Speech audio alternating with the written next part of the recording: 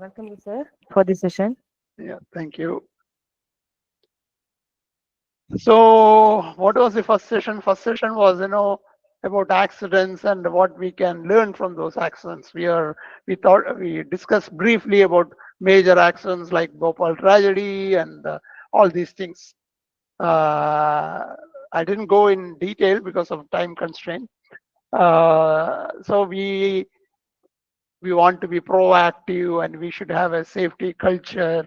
This is what we discussed in our first session. Okay, our leaders, as leaders, must walk the talk.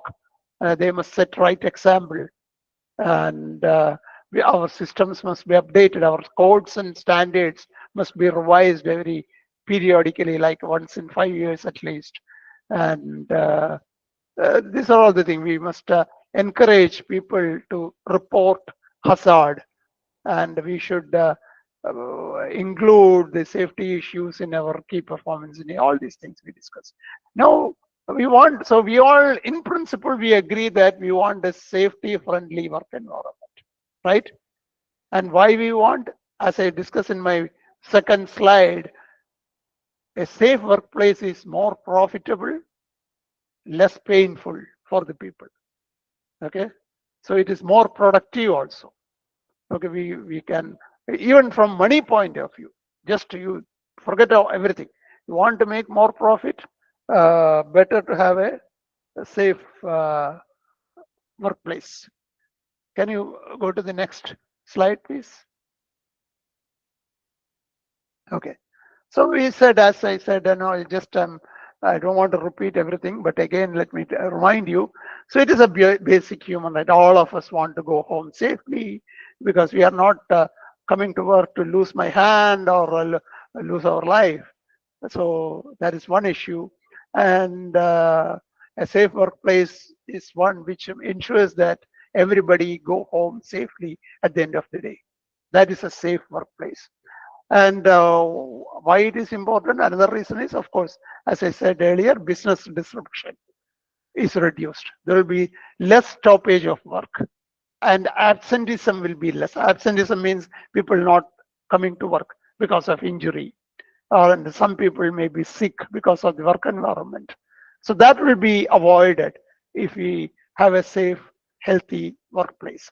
So basically, it is good for people, it's good for investors, for all parties it is good, and good for profitability, and all by all aspects, and it is good for environment also.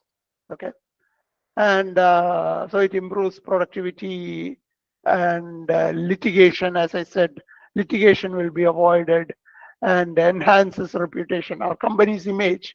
The proud companies, they display huge boards at the front of their company that we worked so many days without a single accident. If you have visited any company during your industrial visit, you must have noticed that. Uh, okay, so you must have seen big boards in companies that we worked 1,050 days or 1,700 days without a single accident. And I'm sorry, anybody from the organizers calling me? I'm getting a call, but I don't know. From St. Mary's Polytechnic, anybody called me? No, sir. No. Okay. Thank you. Thank you. Because it is an unknown number. Okay. Right. So reputation. So people are proud. The companies are proud to say that we work so safe.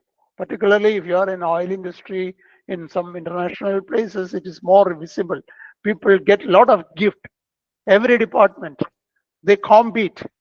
If that department, say mechanical maintenance, if they finish 1 year without any injury, they give t-shirts, they give coffee mugs, they give wristwatches as gift. Okay, because it is to motivate people. People are motivated. And another department, they give bags, they give various expensive gifts for people if they finish. Particularly in oil drilling rigs, drilling industry, every day they count. One day they finish without injury, they change the board. One more day we crossed. Another day, another day. Every day they update their display boards and they give gift, and they are so proud to announce that we worked so many million man hours without any injury. So people are also motivated. Next slide, please. So as I said in the beginning, this is the same slide.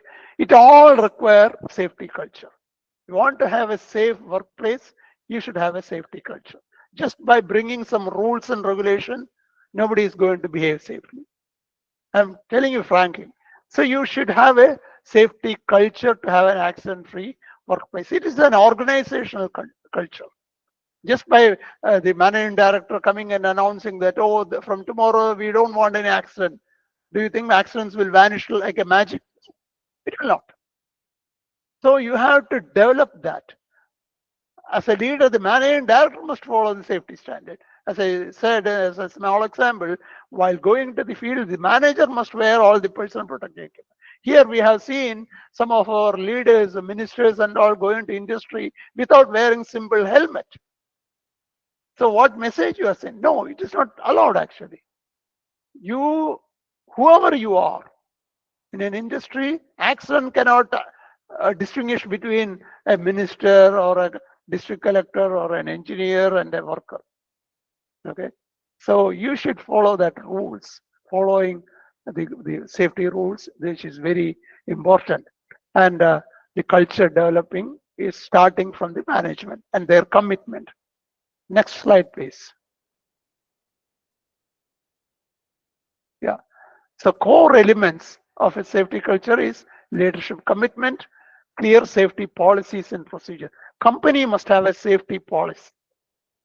We strive to say minimize accidents and all. And the safety policy must be signed by the top executive in a company, either by the CEO or the director, managing director must sign that.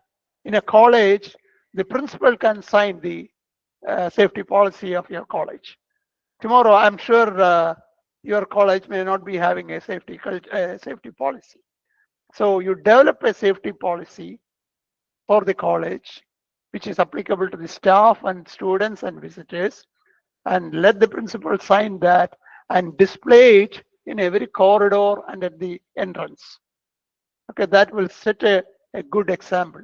And every department, mechanical department, civil department, electrical, instrumentation control, they all display that safety culture. And, and you can also encourage the staff members to fix the safety problem, whatever they see, or at least raise the concern. So develop a policy and procedure is required. And employee training and awareness. Train, particularly in industries. Without training, you cannot expect a very safe workplace. You know, particularly with the migrating labor.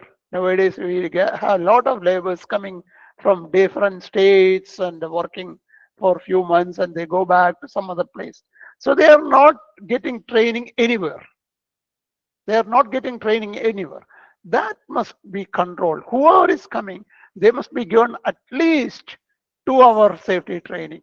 Whether you are working in a road work, you must tell them that okay, in our project, you must wear safety shoes, you must wear safety helmet, you must wear the colorful that reflective jacket, and you should not use damaged equipment and tool in case of injury. Whether there is first aid box, whether there is a reporting system, and they don't fall from height, all these things you must educate employees and train, and the leaders must also follow to set an example. And proper equipment and protective gear. There is no point you just tell them to do this without providing the proper tools, correct? So you should give proper helmets, proper shoes, proper safety harness, particularly you are working at height. You should give all these things, and dust area, cement mixing area, you must give dust mask to each employee. So you or company or industry, whatever it is, you must have budget for all these things. Proper resource must be allocated. Otherwise, they will say, "Oh, where is money? We don't have money." No. Whenever you assign a certain budget for the company, the budget must consider expenses for safety also. And conduct regular inspections and audits. Okay. If there is a safety officer or a safety department head, that department head or officer must conduct a regular inspection at least once in a month, and once in 6 months you conduct an audit, or once in a year at least. And the audit must not be just done by the safety officer alone. If there is a safety officer, the safety officer alone doing an audit or inspection will not serve the purpose. He must go with the different department heads, because safety is not just the responsibility of safety engineer. No. In that case, if there are 1,000 workers, you will have to appoint 1,000 safety engineers, which is not practical. In a company, you will have only one safety engineer or two safety officers. So you have 1,500 employees working. So that is not possible. So every department heads or supervisory staff must consider that safety is part of their routine responsibility. Okay. And they must be part of any safety inspections and audits. An open communication culture must be developed, because people should not be afraid to report hazards. That's what I say. Some people say, oh, if I complain, my engineer will scold me. He will say that, why you are complaining? You don't have any right. We know that you don't teach. This kind of ego must not be there. If somebody reports that, sir, there is a problem, otherwise somebody will fall or somebody will get a shock or anything, they'll take as a positive sign and fix the problem. Next slide, please. So again, going back to safety leadership, commitment, basic. Again, I repeat, commitment is the main issue in anywhere. Let it be in our companies or in our government departments. From the top, they should show the right examples. They must lead by example, and they must allow budget or resources for that. Why our bridges are coming without a proper footpath? Because there is no budget for that. You want to build a bridge or a flyover with a less budget, so you make only such kind of trash buildings or flyovers. So there should be budget. So that's what I said. I don't blame the political leadership. I blame our own people. We must say that no, for doing this in a safe way, we need this much budget and spend that money for that. And good practices must be rewarded immediately. Rewarded. Okay.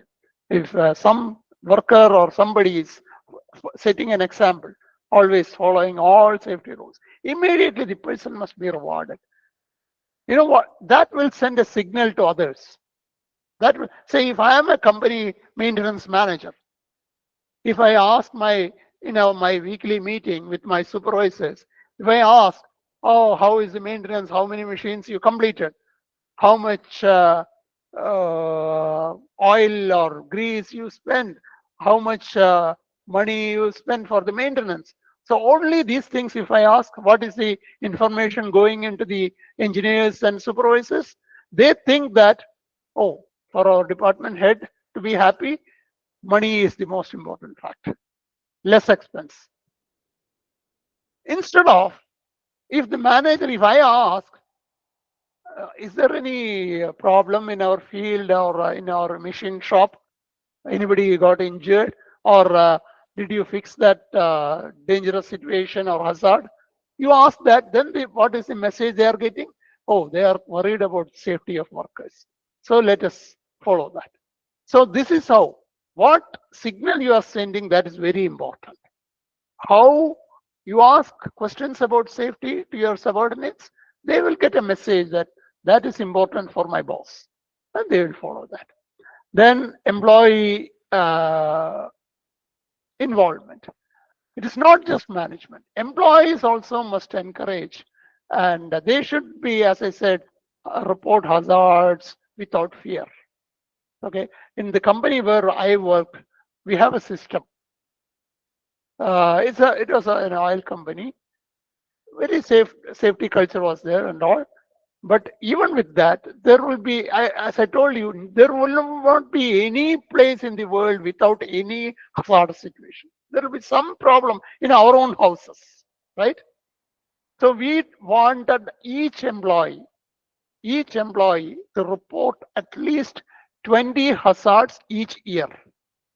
Okay, each employee, irrespective of whether you are a manager or the low level helper or a driver, 20 hazards must be reported each year. If you don't report 20 hazards, you know what happens? You will not get increment. Your you will not get salary increment. Your promotion you will not get in time because you are not paying attention to safety. So that is how the companies work. So in our vehicles, we used to fix an instrument, driving monitor. Nowadays, in all modern cars, it is there. And we get the data to our office. There is a special assigned officer sitting monitoring. There are 1,800 employees given company vehicle. If the company employee is overspeeding, if the company employee is traveling without seat belt, if company employee is passenger, front seat passenger, if they are not wearing seat belt, immediately it will send a message to our control system. And in a month, it will be downloaded. And everybody must get a minimum of 95% score out of 100. If you don't get, you know what happens? First, the department manager will call the employee and tell that your driving habit is wrong. This is the proof. You are overspeeding, or you are not wearing seat belt, all these issues. Again, one more month. If you get the same low score, less than 95%, then the company, you know what they will do? They will take the vehicle back. You don't get a vehicle. You don't get a vehicle. Finished. That is a good system, so that everybody developed a good driving habit after implementing this system. Okay. So everybody started following safety rules. So these are all the things how you change the behavior over a period of time. And if you don't report hazard at least 20 in 1 year, you will not get increment. You will not get promotion. So like that, even managers are afraid. They have to report 20 hazard per. It could be anything, any hazard, like a pinch point. There is a nail coming from the wall on the passage, and somebody can hit the nail. So that is a hazard. Immediately they report. We have an online reporting system. You don't have to write. Go to their computer workstation. There is a site. You go and enter. Put the location, put the hazard, and put a photo if you want. So this is developing safety culture. So what happened? Even an accounts department head were educated in the safety. Their culture changed, right? When that individual's culture changed, that will go down to their family members also. So you're making the society slowly a society with a safety culture. Okay. So in your college, start this. Tell the people or every staff and your technical staff, teachers, principal, to report at least 5, not 20, 5 hazards in 1 year, like a broken light or something like a tree branch about to fall down, or a trench which is not covered. Anything could be like that. Then it will generate a safety culture. Okay. So develop this hazard reporting without fear. Nobody should be punished. Why did you report? It is because of, it is not that suppose mechanical department person is reporting a hazard about electrical department. They should not feel upset. Why you are coming and blaming our department? No, that attitude should not be there. Okay, there should be an open, without fear communication. And form safety committees and review, as I said, in your monthly meeting, you discuss safety moment, you discuss safety issues, discuss about an accident happen somewhere, whether it same can happen here. So such thing, okay, discuss and it will generate a safety culture. Encourage suggestions. If there is any suggestion, encourage. Among the safety suggestions, every year you select the best suggestion and among the and give a gift. Okay, give a gift. That's what is better, so that people will be more interested and encouraged to report suggestions. Okay, next slide, please.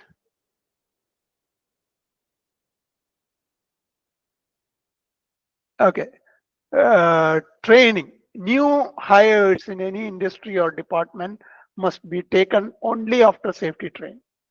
Even a visitor, even a contractor employee, minimum 1 hour safety training. What are the safety rules? How you should do?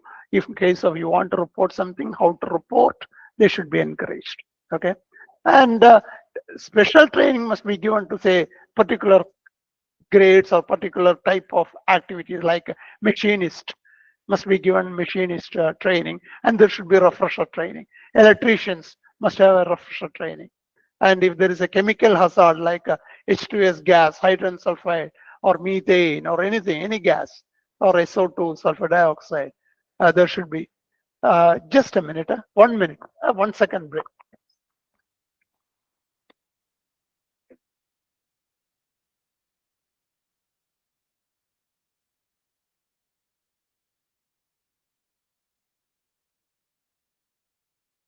Yeah. I'm sorry, that was an emergency call. That's what I went. Okay. And refresher sessions for particular type of activities. Crane operators. Crane accidents are happening frequently.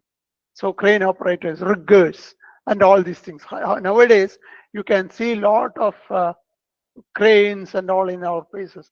Have you ever seen what is the safe working load? What is the capacity return on that crane? In some new cranes, of course, it is there. In many cranes, it is not even written. And whether it is regularly inspected, whether it can, are they lifting more than what is allowed? So these kind of things you must take care. And there should be posters, signages, and those kind of safety posters and all. In industries, particularly, they spend money for the guys.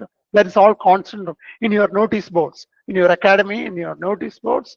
Just put simple things. While walking the stairway, hold hands, hold handrail. I mean, this is a simple thing in our company, because what I am telling is that the company where I work, we put a sticker on every stairway.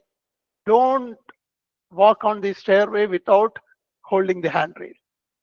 It became, if somebody walk without holding a handrail, another person can report it as a hazard. So these kind of things must be encouraged. So put such notices, simple things in your notice board. Educate the students also, so that they develop that culture. Next slide, please.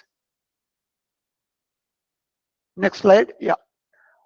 So hazard reporting, I already said, management review. And another thing is that people report hazard, whether the management see what happens to that hazard, that is more important. Say, if I am a worker, I reported a hazard and management is not taking any action. What is the message I am getting? Oh, they don't care. They are just showing off. I will stop reporting because I'm not motivated. I'm not motivated. Like that. So in our colleges and students, if the students is getting a high mark, you just select as a best student, all these kind of things. So they are motivated. Same thing is here. Even old people, whoever it is, if you want to motivate them, you should do these kind of things. So hazard report must be part of their annual performance report. Every employee will have an annual performance report, how the person is working, how good he or she is in the work. So this also should be part, whether the person is interested in accident prevention, whether the person is reporting hazards. This will do a lot of help in developing a safety culture and accident-free environment. A management review, management must ask last month we had 100 hazards reported. How many were closed? Closed means actioned. Okay, if you don't take action, what is the use? So there should be some action taken. Okay, so hazard reports must be actioned, and the management asks questions about how many were really closed. And KPIs, as I said, safety audits and inspection, every department, ordinary workers cannot do that. The department heads must be told that every year at least 2 safety inspections you should do. So one person cannot do alone, so you can go as a team, 3 or 4 people, do a safety inspection. In companies, 2, 3 different department heads together, they make a safety inspection once in 2 months or 3 months. So every year, at least 2 inspections must be done by each person. It should be part of their KPI, key performance indicator. And in the key performance indicator of the company, this also I said, let me explain. The company always says that, okay, next year we want to increase the profitability to this. Next year our product range will be improved. Or next year we will sell more number of machinery or watches, mobile phone, whatever it is. Like that, you should also have next year, or we will reduce the accidents by so many percentage. We will increase the number of hazards reported. As we report more hazards, injury will be less. It is like a pyramid. Bottom is the hazard report. If you reduce the bottom, the top will come down automatically. Top is the accident, major accidents. Bottom is the hazard report. So you should reduce it, and so that it will come down. And next slide, please. Next slide. Okay, this is a video. Oh, yeah, go back. Please go back. Can you play the video? No. In the folder, there is a video clip. Go back. Go back. Yeah, in the folder, there is a video clip. You play that, which I shared. Or I think we cannot hear that. Audio is not there. I think it is muted. No. Can you open in the folder? Don't click on this slide. Remove this, minimize the slide and go to the folder which I shared with you. Yeah. Yeah, from beginning. Keep volume high. Yeah. There is no volume.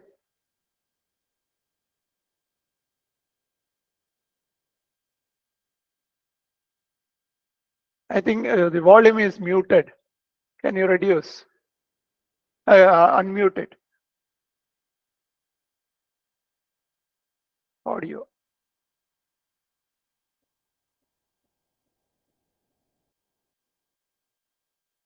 Oh, no sound. Can you increase the sound, please?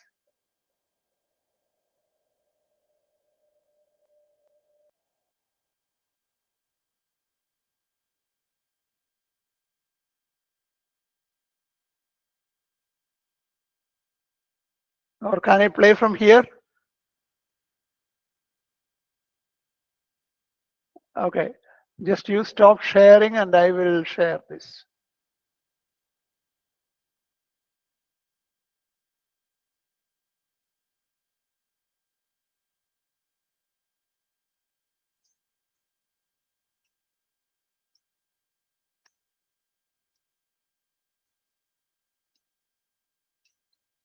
As a supervisor, you're a responsible person.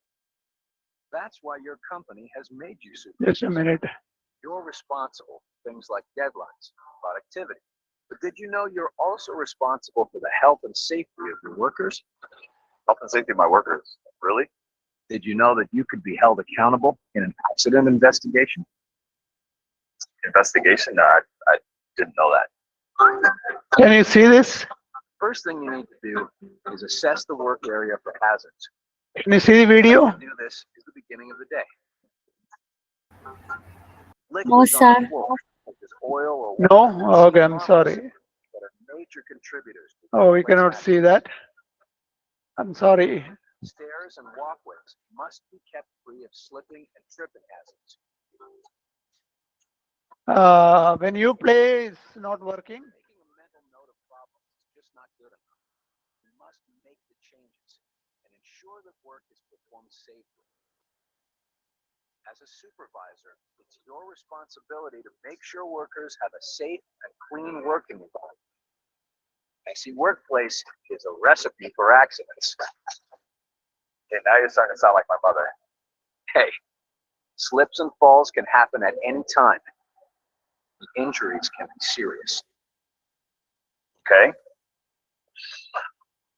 Fall. Okay, I'm sorry, the video is not working, I think. Okay, let us go back to the slides. Yeah.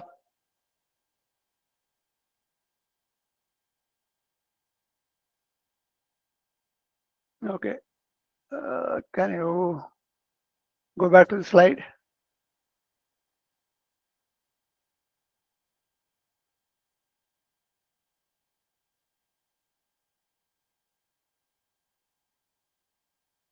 Yeah. Okay, so this is okay, fine. Okay, right. Next slide, please. And another one important thing is that reporting incidents and investigating and maintaining statistics. You know, in many companies, our main problem is that we don't have a strict system.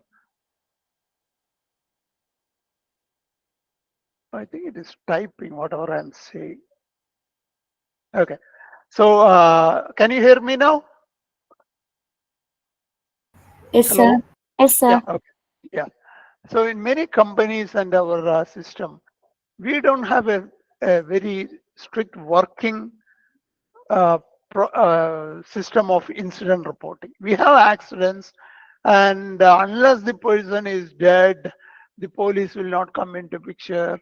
And some injuries, they will go and get treatment, and nobody will say what is the industrial case. Even if police come to know in the hospital, they just take a case and close it as if it is an industrial case. It is not going into the Factories Act, or there is no centralized database of accidents and all. So suppose if I want to know how many types of accidents are very common in my district, I don't get that information from anywhere. Okay. The reason is that there is no system of incident reporting. That is the major issue here. So in the companies and institutes, they must encourage people that any incident, it could be anything. There is nothing called a minor incident or a major incident. Any incident is an incident, must be reported. There should be a written policy and a procedure for reporting.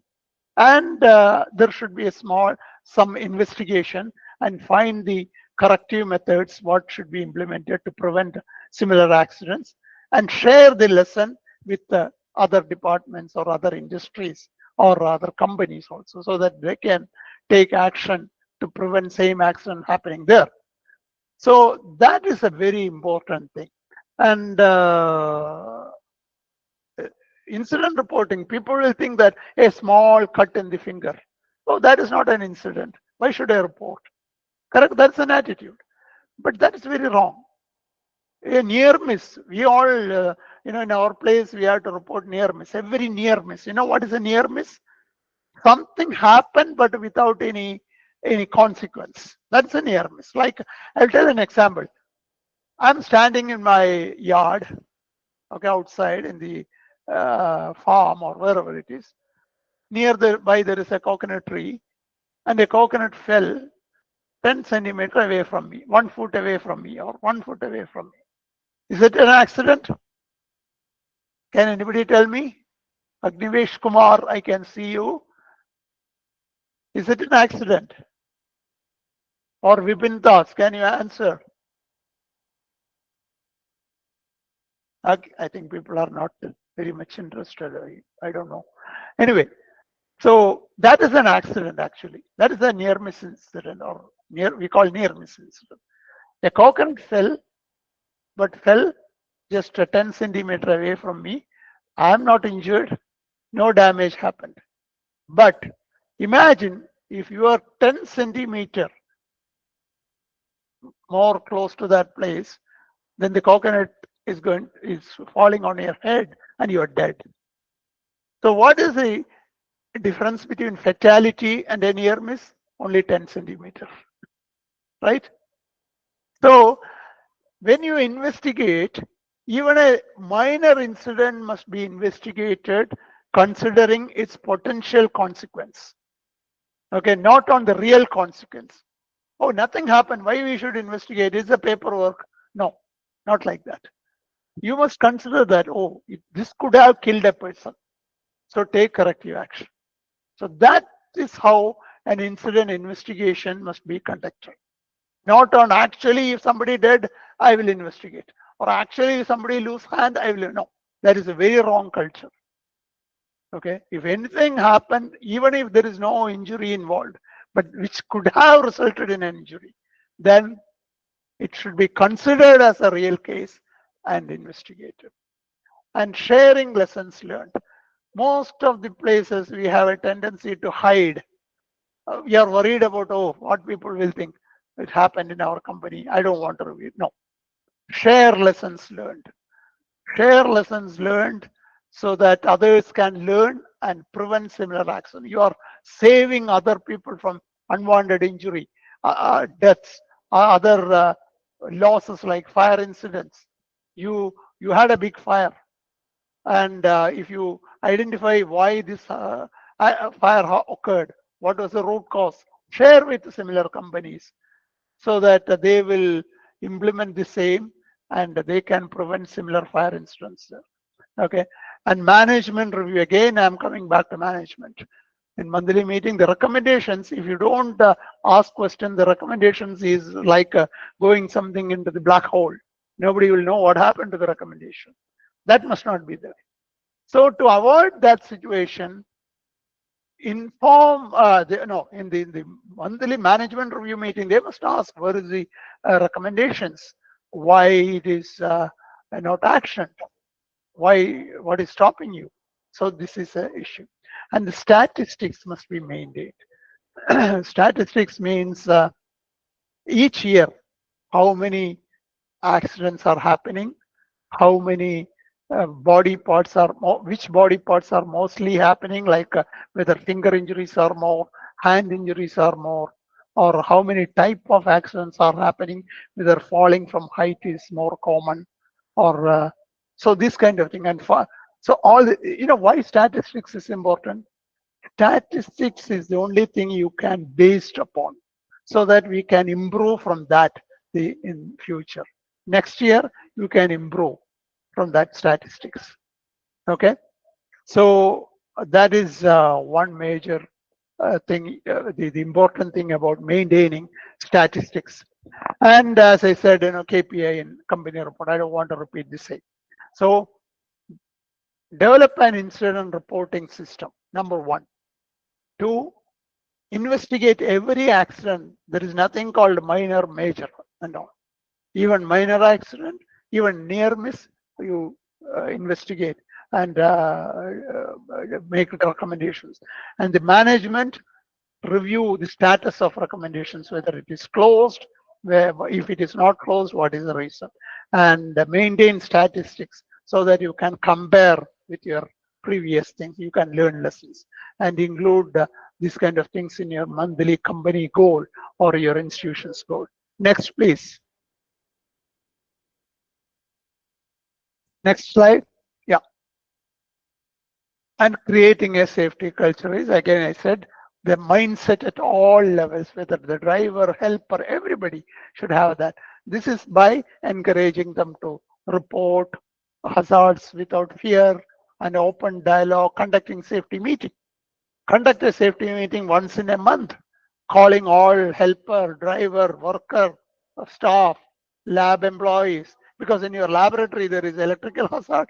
In the laboratory there are chemicals. In chemistry lab and physics lab there are machines, machinery, and in this kind of smithy or wherever it is, there will hot situations, high temperature situations, rotating machine.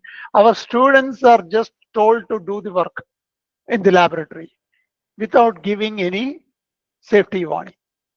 So for that, you first educate the lab assistants. You educate the workers about these are the chemicals we are using. These are the dangerous chemicals. There is acid. So you use proper rubber glove. And in case if it is spilling, what you should do, and whether there is cold water is available. If not, it should be kept. And machineries, you don't wear bracelets. Girls should not wear shawl or dupatta, no loose clothes, no full sleeve dress. Dress should be half sleeve in a rotating machinery, because otherwise your dress will be get caught in that. And in chemical places, you can use full sleeve, that's okay. But breathing apparatus and all these things are required. So you conduct safety meeting every month on these topics so that your staff and students will be educated and address unsafe behavior properly. If somebody is violating safety rules, if somebody is working with the chemical without any precaution, if somebody is working in rotating machinery like a lathe or anything like that, with a loose cloth or bracelets, etc., report it. First tell the person, then you report to the higher level that I observed this, and this should not be taken as a punishment to the person, but the person must be educated. Okay. So I will tell you one example, but it is not very relevant to our place, but let me tell you. In the company where I worked, our company used to have a school bus for the children of the staff. Okay. For the children of the staff, they can travel in the school bus to the school, and the company bus will take them and they will bring them back. And in the school bus, there are seat belts. Every student must wear seat belt in the bus. Here I am. It's not relevant because buses are not fitted with the seat belt. There the buses were fitted with seat belt. So there are two children. They were not doing this. They were always walking, standing, not wearing seat belt and all. So the bus driver and there is a warden in the bus. They told they were not listening. Then they know what we did. We called the parents and put them to 2 hour safety training. The parents, mother and father, were given a safety training, and we told that if your children are not following safety rules, we will stop taking your children in our school bus. You can arrange your own transportation. I mean, transportation. So this is how we send the message to the employees. So if there is like that in your company, anybody is violating safety rules, report it and integrate safety into daily routine. There should be a safety toolbox talk every day morning. Say masons are working, say some construction, civil construction. There is mason, helper and all. They should have a 2-minute safety meeting and tell that, okay, so we are going to work on top. Somebody is going to give cement and brick. So whether the brick will fall on somebody's head, you should see. Whether how the platform is, whether you fall from the platform, you should see. So you discuss that. In case of mechanical crew, welding crew, you say that how safety program, whether there is anything which can catch fire from the welding spark, you remove that. Keep the clean area, keep the area clean, barricade so that nobody else walk into that welding cutting area. And uh, whether you have a fire extinguisher or a bucket of water at least in your hot work area, okay, so that in case of fire you don't have to run to get water from half a kilometer. So before starting the work, keep a fire extinguisher, keep two buckets of water, and tell the people, see whether the gas cylinder is leaking, whether the welder is wearing proper precaution. Unfortunately, you walk into the workshops here, No precaution. They just do the welding by wearing a goggle, which is not enough.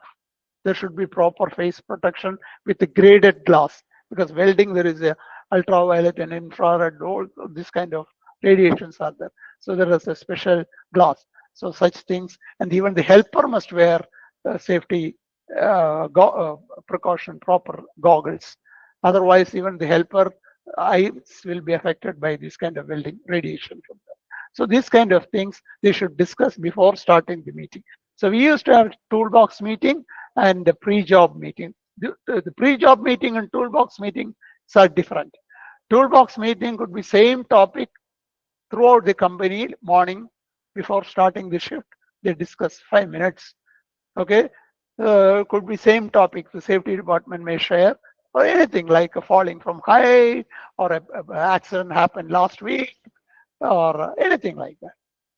Pre-job meeting is for the particular job, particular task. You want to enter, people want to enter a manhole. Many times we heard news that people entered a old well, water well, or they've entered a tank for cleaning, a septic tank for cleaning, and they died, right? Why this is happening?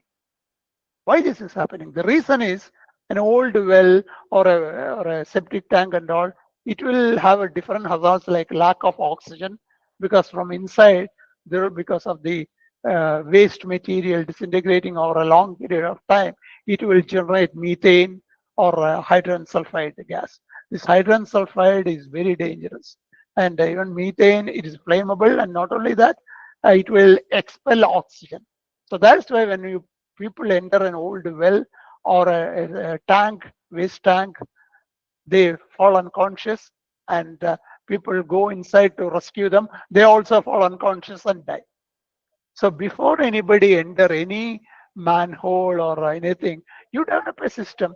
You should have a checklist. Develop a system to have a checklist. People entering manhole. First, open the manhole, leave it for a day or two with a proper barricade to ventilate it. Okay, in case of well, there will not be ventilation. In that case, normally in companies, what we do is that we put forced ventilation, like a pump with a sucking mechanism. It will suck the gases or inside and pump it out. Okay, so that is how ventilation should be used. And after that, check the gas test. A gas test must be conducted. So there are instruments which is not very expensive. Do a gas test. How you do a gas test? Do you think you can go inside with a testing equipment? No, that is dangerous, because the person will fall unconscious inside. So normally from the gas testing instrument, there will be a long tube we call probe, and put it inside and see what is the signal, whether you get a warning. Okay, so do a gas test, and whether oxygen is there or not. You know what is the minimum oxygen level required in any confined space, or a tank or a vessel or a well? 19.5 percentage. Okay, a minimum of 19.5 percentage of oxygen must be required, and there should not be any hydrogen sulfide or flammable gases. Then only allow people to enter. Otherwise, what happened? People will enter, they fall unconscious, they fall down, and other people will go inside again, and they also fall down, and they die. Then you call fire department and all, it is too late. So generate this kind of thing, integrate this kind of thing. Before confined space entry, what you do. Before working at height, what you should do. Before doing any welding, cutting, grinding, what you should do. In case of crane operation, whether the area is cleared, whether you allow people, and the crane boom touching electrical line is a very dangerous accident. Many people died because of that. The boom will touch electrical line, and it will kill the crane operator and probably even the helper also. So before doing any crane operation, see whether there is any overhead electrical lines are there, and keep a person signal man to warn the driver. So, minimum maintain 10 feet from the power line, 10 feet from the power line. The crane boom or any part of the crane, or mainly the crane boom, should not go closer than 10 feet to the power line. So these kind of things you discuss in the pre-job meeting. or a toolbox meeting, so that people do that.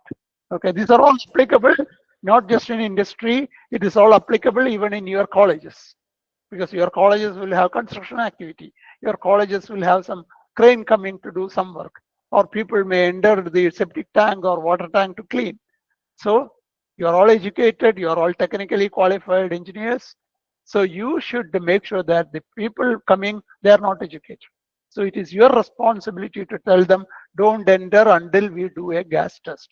Don't enter until we make sure that the tank is safe from any gas and there is enough oxygen. Don't operate crane close to power line. Okay, so these kind of things you should do. Next slide. This we already discussed best practices. These are toolbox talk and this one and risk assessment and job safety analysis. This is mostly in industries we do. Any new job, even a repeated job, it is people check and identify what can go wrong on a piece of paper. There will be 3 columns. So, oh, a person can fall down, or your hand can go inside a machine, or there is a welding activity, or it can ignite a nearby flammable liquid. Then, so there is a hazard. The first you put the activity welding, what can go wrong. Then what is the corrective method? Okay, remove our flammable method. What can go working at height? That is the activity.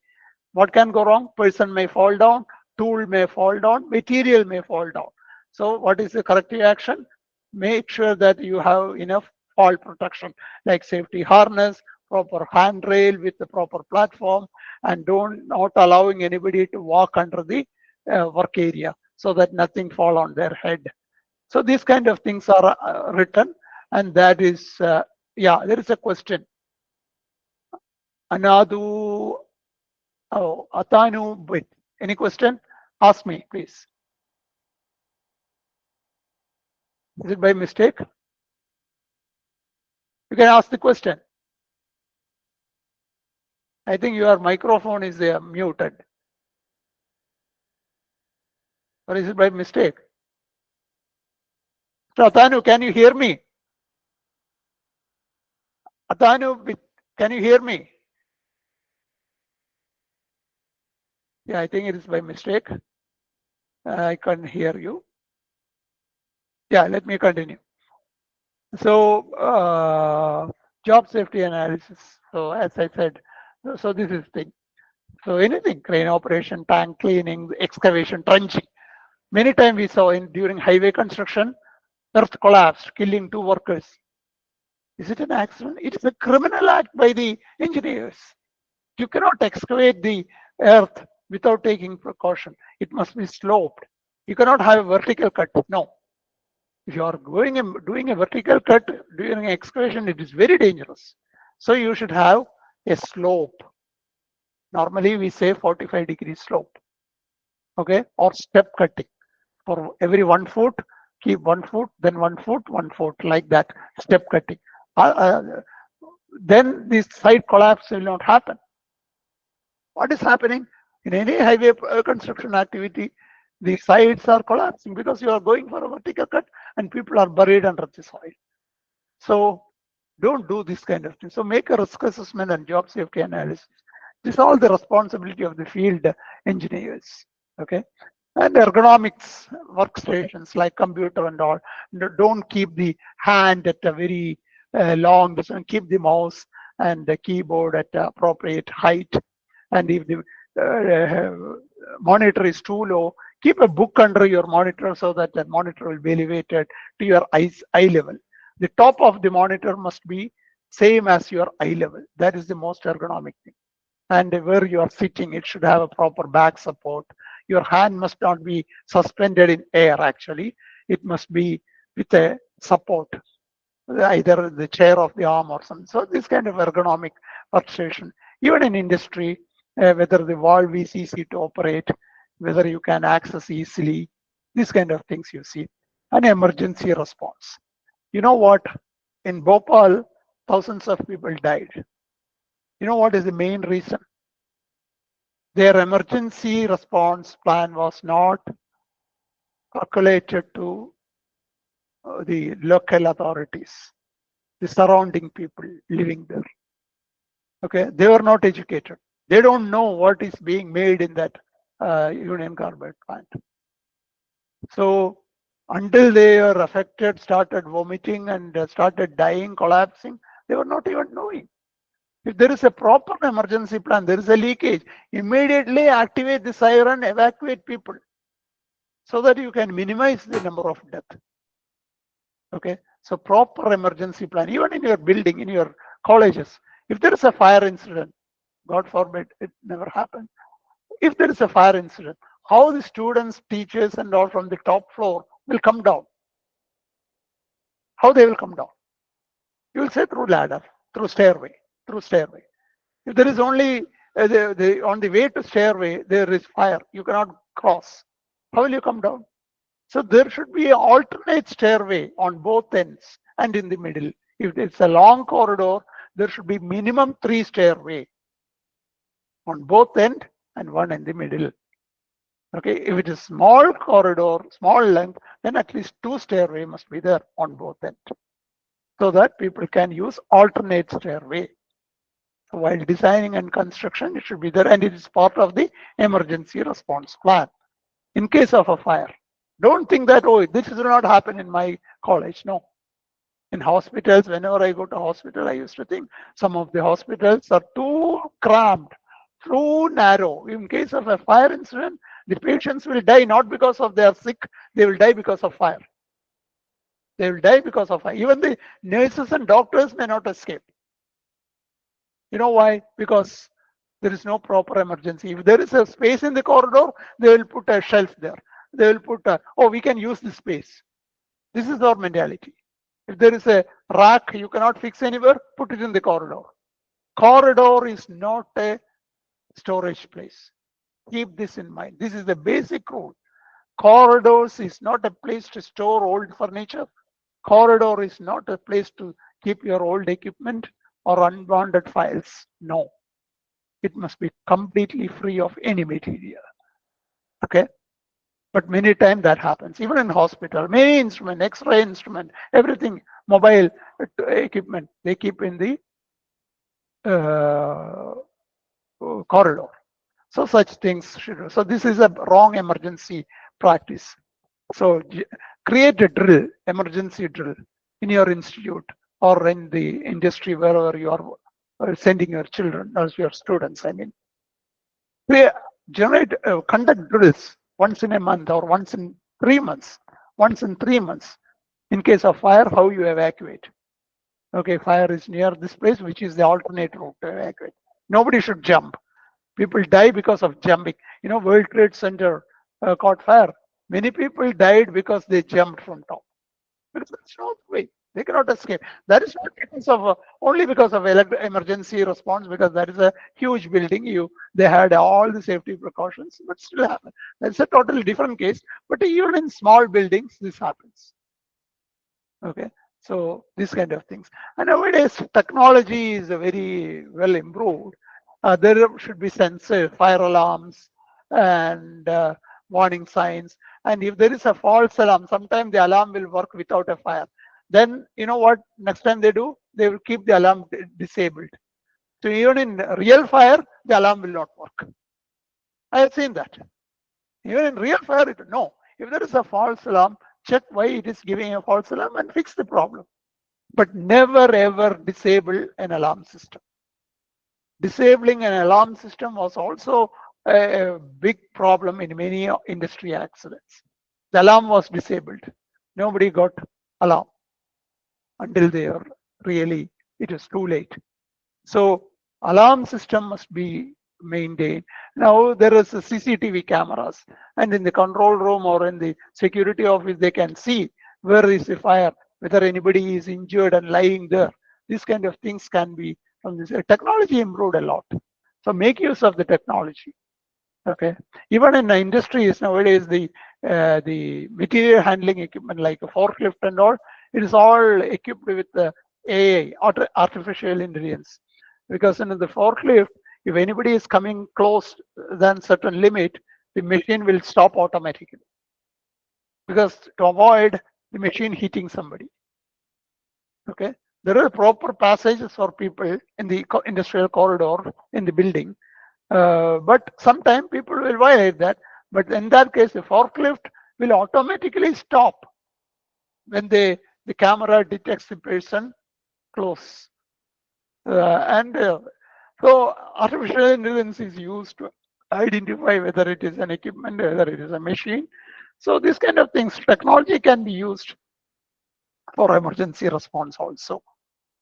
Uh, Generally, there will be, you must have seen assembly points in buildings and not in our place, but most of the industrial building, there will be assembly point outside. You know what is the purpose of that assembly point? In case of a fire, people evacuate and they should not go and run away. They should go and stay in the assembly point. Assembly points are generally kept away from the building so that it is safe. And in the assembly point, the warden of each floor must take a head count. How many people are there? And in the morning, from their attendance sheet or thumbprint or thumb impression machine, they know how many people went in. If there are 100 people and there is only 92 people here, that means 8 people are missing. 8 people are missing. So that you immediately you can start looking for those 8 people. So this is why there is assembly point and a head count required. Without head count, you cannot make sure that all are safe, and you cannot do a rescue operation. So such things. So in your college also, you can start this. You can conduct mock drill once in 6 months. Start with once in 6 months. Create an alarm, and whenever the alarm, you must, all the teachers and students must be told which is assembly point. Whole institute should not have one assembly point. There should be assembly points in different locations. Okay, and in opposite sides also, because if wind is flowing in one direction, fire may affect. So there should be opposite based on wind direction, and train the people to go and stand in the assembly point. Elect the class leader or a teacher of that floor as a warden, and the warden must take a head count and make sure all are accounted for. You can leave to the students to do this, because this is also part of their education, because tomorrow they are going to lead companies. Okay, so tell the students to act as warden, conduct a mock drill, and do this. Okay, yeah, next slide please. Next slide. Yeah, so as I said, what is the benefit of a safety culture? It will create a safe workplace, because of whatever I said before, it's all for creating a safety culture. Okay, so this is a main part of creating a safety friendly workplace. It will help to have a motivated workforce, higher productivity and efficiency. Your quality of your material will also be improved. Your product will have a better quality if you have a better safety culture. Lower cost, companies running cost and this kind of cost will be reduced. Insurance premium will be reduced, because if you have more accident, if your car had 2 accidents, next year insurance premium will be higher, right? The same is here. So insurance premium will be less. In companies, insurance premium goes into lakhs, so that they can save that money. And satisfaction among employees. Employees will be proud to say that, oh, I work for this company. They take care. Okay, and our company is having these high standards, so that they have a better motivation.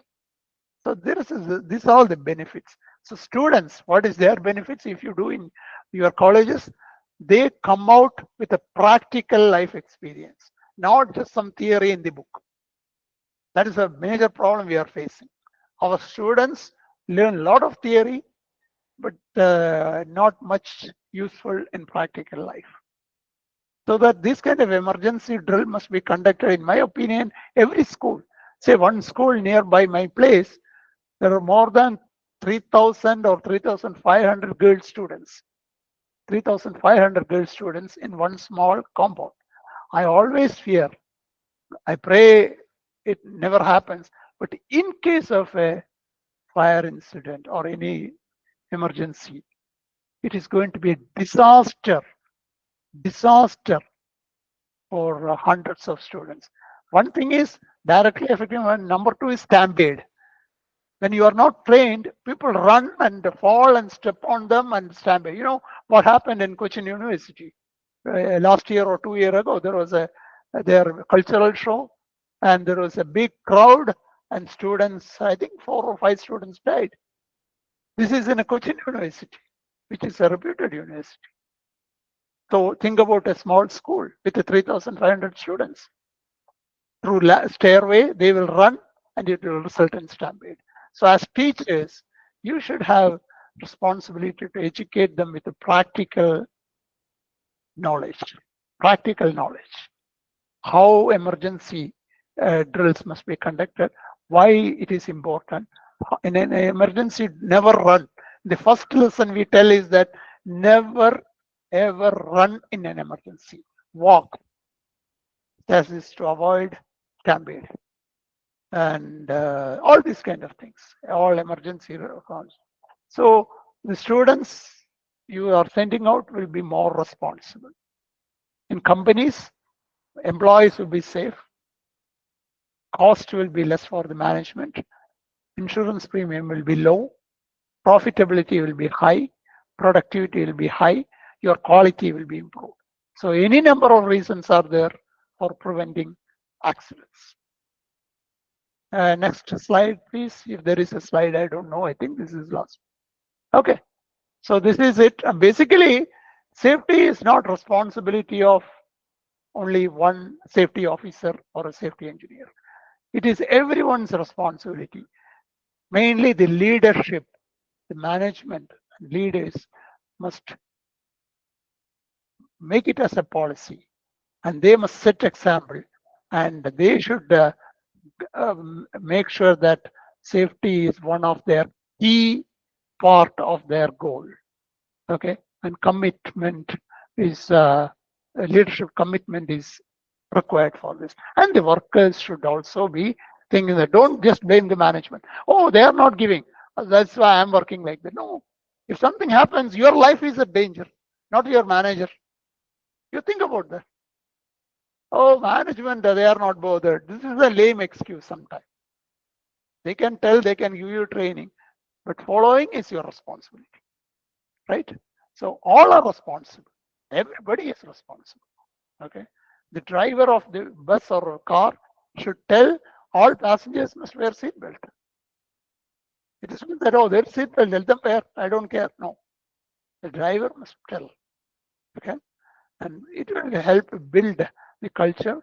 As a adults, you must set example for your children. As I said at the beginning, don't overspeed with your children traveling with you.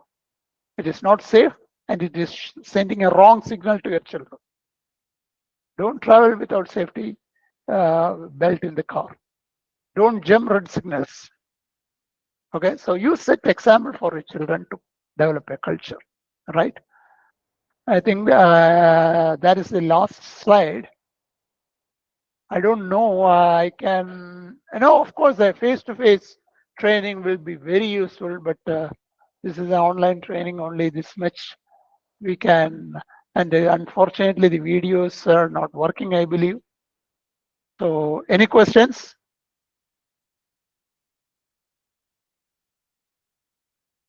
Is there any questions, please? If you have any questions, you can ask.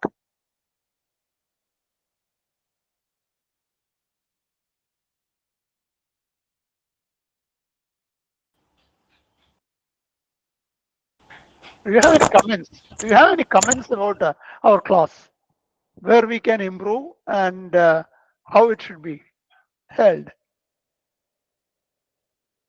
Whether it was good, bad, medium, be free, be free.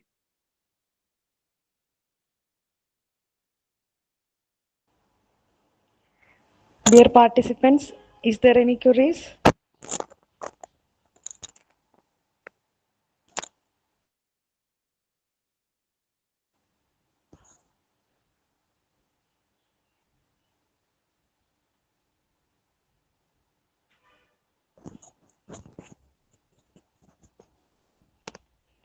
think there is no more questions. Thank you, sir, for the session. And thank you very much for inviting me. And it was a great honor for me to teach, to speak to so many teachers, because speaking to a teacher is very good, because you are going to share whatever we discussed today with a group of students. So if they get 20% of this, it is good. Okay, I don't think 100% will go. Even 20% of this, it will be good. So thank you very much for giving me this opportunity, and I'm obliged to you for that. So are we closing down? Because I don't want to. I can extend. I can go on talking, because it is my passion. Safety is my profession, which I am so close to. Okay, so I can talk, but I'm sure you will be bored. So I'm stopping here. Okay. Okay, sir, it was very informative. With the inclusion of relevant examples, the session made more valuable. Thank you. Once again, thank you, sir. Yeah. Okay. So can I sign off? Yes, sir. Okay. So Okay, certain thank. people send some messages. Please tell that I'm grateful, and thank you for all for your good comments. And I don't see any lesson to be learned. Everybody is saying it was good and informative. I'm very grateful to your comments. Okay, I'm signing off now. I cannot answer you. That's what I'm telling. So please accept my gratitude for that. Okay. Okay, sir. Thank Thank you. you. I'm signing off.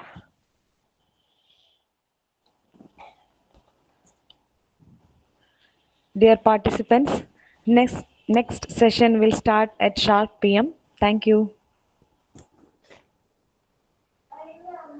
Dear participants, make sure that you will be joining by 5 p.m. sharp.